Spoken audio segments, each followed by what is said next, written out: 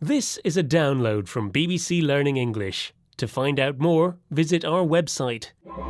6 Minute English. From bbclearningenglish.com. Hello, and welcome to 6 Minute English. I'm Rob. And I'm Neil. Hello. Oh, don't do that, please, Neil. Makes my flesh creep. Oh dear. If something makes your flesh creep, it means you feel frightened or disgusted by something. I don't know why I do it. It just feels nice. Well, yeah, But you'll end up with arthritis when you're older, you know. Arthritis is a disease that causes pain and swelling in joints of the body. Ah, that's an old wives' tale, Rob.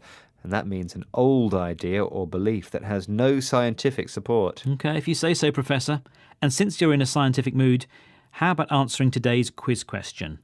Which type of joint can you crack? Is it A, fibrous, B, cartilaginous, or C, synovial? OK, this professor isn't feeling too clever today.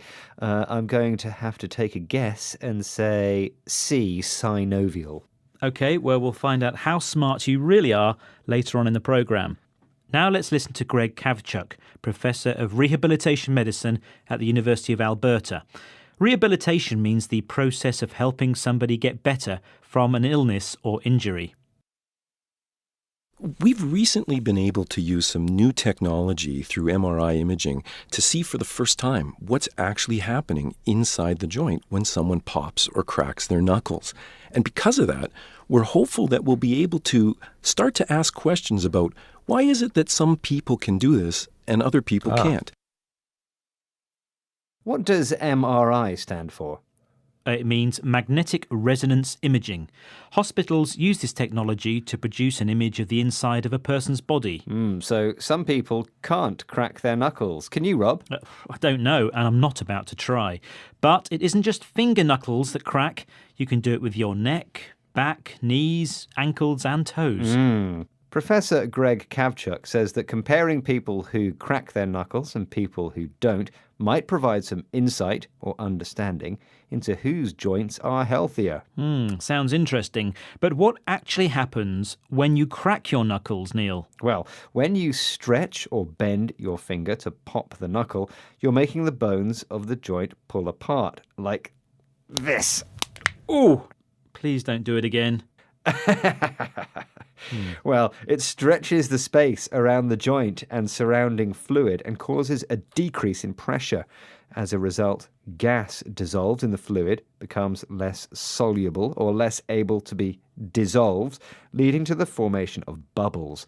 Now, when you stretch the joint far enough, these bubbles burst, producing the pop sound. Ouch. Excellent. Well, thanks for the biology demonstration there, Neil. Anytime, Rob. Now, let's hear from the professor again about the medical value of research into knuckle cracking. When our engineering colleagues do this between two flat surfaces, say of ceramic or porcelain, when they do this and they pull them apart quickly and there's a little bit of fluid in between, they can use electron microscopy to see there's been tremendous damage to the surfaces of the joints. But for some reason, we don't see that in the human joint. There's something that makes it very resilient. Interesting stuff. So, scientists have performed experiments to imitate what happens in a human joint when you crack your knuckles.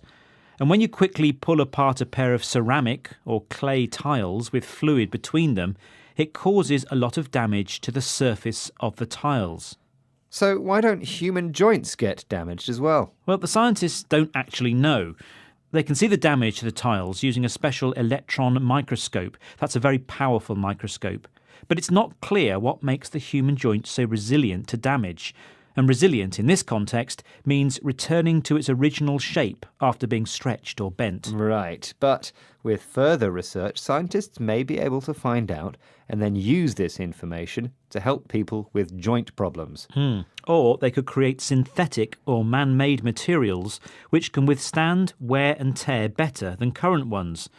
Withstand means not be damaged by something, and wear and tear means damage as a result of ordinary use. Can we have the answer to today's quiz question now, please, Rob? Yes, of course. So, which type of joint can you crack? Is it A, fibrous, B. Cartilaginous, or C. Synovial? And I said C, synovial. Ah, you are quite clever, actually, because you are right. Aha. Or was it just a good guess? It was a good guess. Ah, well done. And synovial is the name for the fluid that surrounds this type of joint. Okay, so can we hear the words we learned today again? Of course. We heard make your flesh creep, arthritis, an old wives' tale, rehabilitation, MRI, which means magnetic resonance imaging, insight, soluble, ceramic, resilient, synthetic, withstand, wear and tear. Well, that's the end of today's 6-Minute English. We thought it was a cracking show. Please join us again soon. Goodbye. Bye. Go on then, Neil, one more time. Here we go. Feels great. Horrible. 6-Minute English. From the BBC.